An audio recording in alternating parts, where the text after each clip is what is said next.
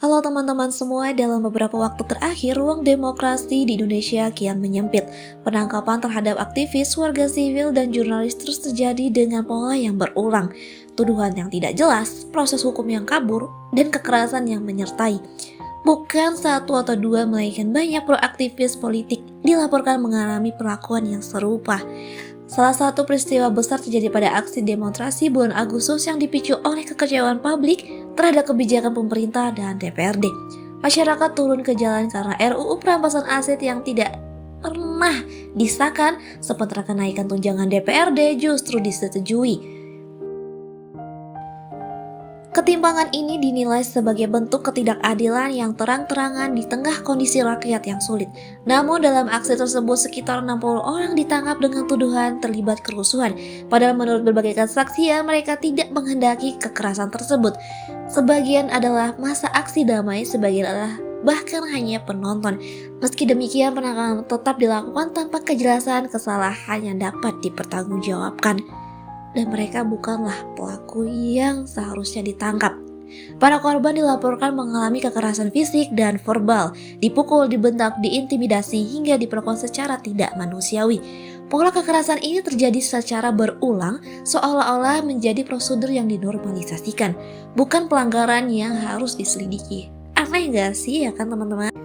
Salah satu korban yang paling memilukan adalah Muhammad Azril, berusia 19 tahun, yang dilaporkan bukanlah seorang provokator dari demo, tapi dia hanya seorang penonton demo yang tiba-tiba ditangkap. Ia tidak melakukan provokasi, tidak merusak, dan tidak melawan aparat. Namun ia tetap dituduh dan ditangkap dan dibawa paksa. Menurut keluarga dia, Azril mengalami kekerasan fisik, verbal, diseret, dan tidak diberi makan, serta mengalami intimidasi yang serius, sehingga menyebabkan gegar otak. Hingga kini, tidak ada kejelasan kesalahan apa yang dilakukan Azril. Miris banget ya teman-teman. Penangkapannya disebut berlangsung secara tidak transparan dan tanpa dasar yang jelas. Tekanan juga menyasar warga yang bersuara di ruang digital. Laras, seorang perempuan muda yang menyuarakan ketidakadilan atas meninggalnya Afan Kurniawan, seorang warga yang dilindas oleh pihak kepolisian.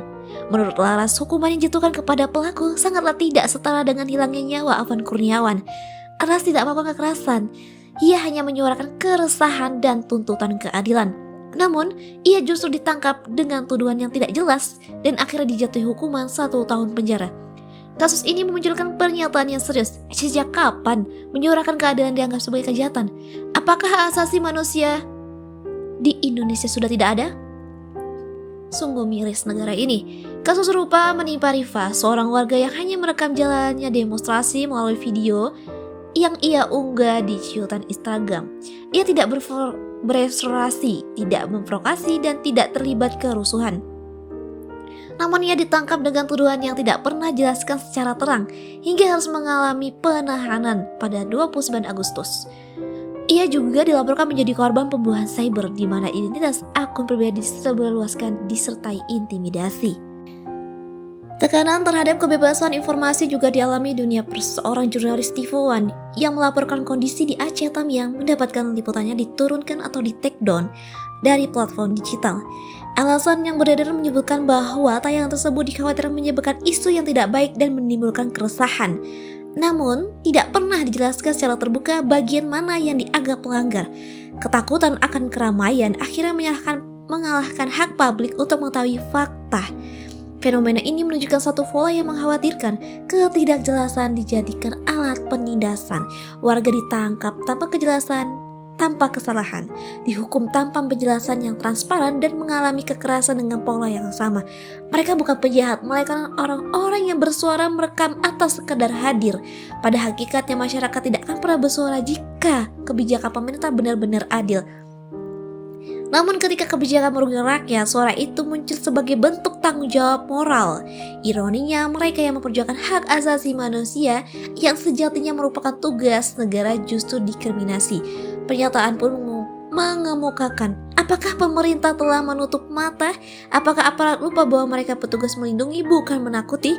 Dan yang paling mengkhawatirkan, apakah kondisi ini akan menjadi ancaman nyata bagi masyarakat Indonesia yang menyuarakan kebenaran?